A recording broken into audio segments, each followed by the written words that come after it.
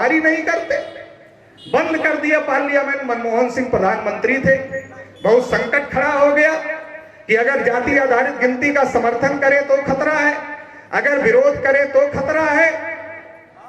तो उन्होंने बीच का रास्ता निकाला। दबाव इतना बन गया था कि मनमोहन सिंह को पार्लियामेंट में कहना पड़ा कि हम जनगणना कराएंगे, मगर कराया नहीं, धोखा किया। तो उन लोगों ने सोचा रास्ता क्या निकाला जाए। कहा जैसे मंडल के समय में इनको कमंडल में लगा दिया था, वैसे ही कोई ना कोई रास्ता निकालना होगा। तो दो पिछड़े वर्ग के आदमी को उठाया, एक हरियाणा से बाबा रामदेव को उठाया और दूसरा महाराष्ट्र से अन्ना हजारे को उठाया। एक यादव एक कुर्मी, दोनों को उठाया और दोनों को दिल्ली में ले आए और कहा देश में भ्रष्टाचार बहुत बढ़ गया है। देश भर की मीडिया इस काम पे लग गई कि देश में भ्रष्टाचार बहुत बढ़ गया है, जन लोकपाल बहुत ज्यादा जरूरी है। अब पिछड़े वर्ग के लोग तो मीडिया ही देखते हैं। अब मीडिया देख देख के पिछड़े वर्ग के लोगों का भी दिमाग खराब हुआ। अन्ना हजारे ने यह भी घोषित कर दिया, मैं वापस नहीं जाऊंगा अगर जन लोकपाल नहीं आएगा, अपने प्राण त्याग दूंगा लेकिन रामलीला मैदान छोड़ करके नहीं जाऊंगा। तो उस समय 1 सितंबर 2011 को हम लोगों ने दिल्ली में रामलीला मैदान में ही ओबीसी की गिनती के लिए और जाति आधारित गिनती के लिए रैली लगाई हुई थी। तो हम पिछड़े वर्ग के लोगों को कह रहे थे चलो दिल्ली, गिनती का मामला है। तो पिछड़े वर्ग के लोग हमको कह रहे थे अरे पटेल जी, बेचारा अन्ना हजारे राजा हरिश्चंद्र के बाद पहला ईमानदार आदमी धरती पर आया है और उसके भी प्राण खतरे में हैं। जन लोकपाल नहीं आएगा तो अपना प्राण त्याग देगा, पहले उसके प्राण बचा लेते हैं, बाद में जनगणना का मामला देख लेंगे। तो हमने उस समय अपने लोगों को कहा था कि पिछड़े वर्ग के लोगों, जिस दिन तुम्हारी गिनती का मुद्दा दब गया उस दिन अन्ना हजारे अखबार के पन्ने से गायब हो जाएगा। अभी किसान आंदोलन चल रहा है, अन्ना हजारे भी किसान हैं। किसान आंदोलन के लोग ढूंढ रहे हैं टार्च लेके कि अन्ना हजारे किधर है, भाई ढूंढो थोड़ा अन्ना हजारे किधर है।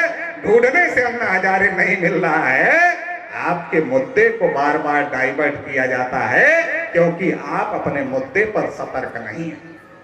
मंडल कमीशन से जो पिछड़े वर्ग की लीडरशिप तैयार हुई थी, मंडल कमीशन के आंदोलन से, उससे ब्राह्मण बहुत भयभीत थे कि एक मंडल के आंदोलन में लालू यादव, रामविलास पासवान, नीतीश कुमार और जैसे तमाम पिछड़े वर्ग के नेताओं को जन्म दिया मंडल आंदोलन ने। कहीं ये जाति आधारित जनगणना का आंदोलन भी किसी पिछड़े के नेता का जन्म ना दे दे या तमाम पिछड़े के नेताओं को जन्म ना दे दे। इसलिए क्या किया,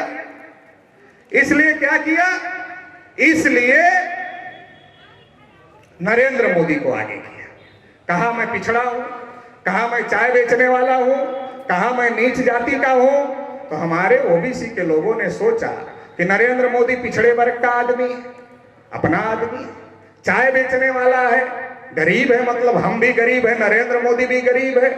कहा नीच जाति का हूं तो ब्राह्मणों ने हमको नीच बनाया, नरेंद्र मोदी को भी नीच बनाया, तो अपना ही आदमी है। तो नरेंद्र मोदी को प्रधानमंत्री बना दिया और नरेंद्र मोदी जब प्रधानमंत्री बन गए तो ओबीसी की गिनती को रोक दिया। 314 बच्चे जो आईएएस का एग्जाम पास किए थे यूपीएससी का, उनकी नियुक्ति क्रीमी लेयर का नियम बदल करके रोक दिया। पिछड़े वर्ग की स्कॉलरशिप को लगभग बंद कर दिया और पिछड़े वर्ग को बजट में एक नया पैसा नहीं दिया। मतलब यह है कि नरेंद्र मोदी ने सारे फैसले पिछड़े वर्ग के विरोध में लिए। उसका कारण यह है कि असल प्रधानमंत्री नरेंद्र मोदी नहीं है, नरेंद्र मोदी मुख नहीं है, मुखौटा है। आरएसएस के ब्राह्मणों ने नरेंद्र मोदी का मुखौटा लगाया हुआ है। हम देखते हैं तो हमें नरेंद्र मोदी दिखता है, लेकिन पीछे से आरएसएस के लोग सारा कार्यक्रम चला रहे हैं, इसलिए हमारा सत्यानाश हो रहा है। 2017 में केशव मौर्य का नाम हाईलाइट किया, मुख्यमंत्री बनाएंगे और केशव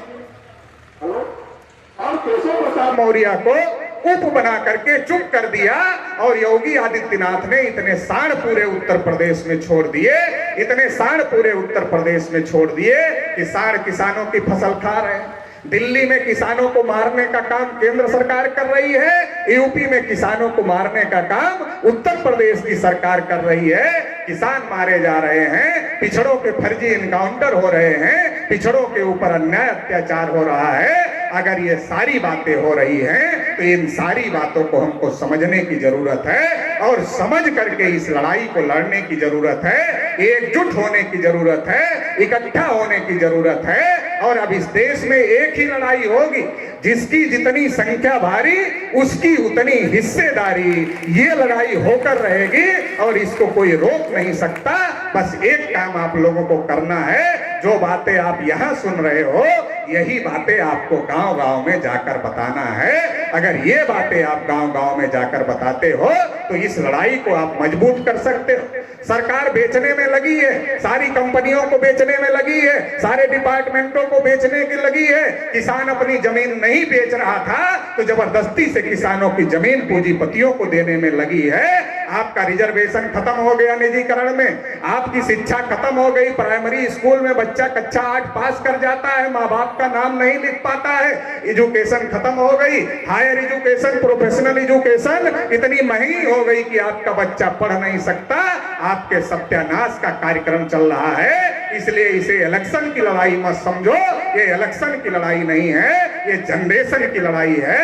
आपके सामने विकल्प है कि आप अपनी आने वाली जनरेशन को गुलाम बनाना चाहते हो या फिर आजाद करना चाहते हो।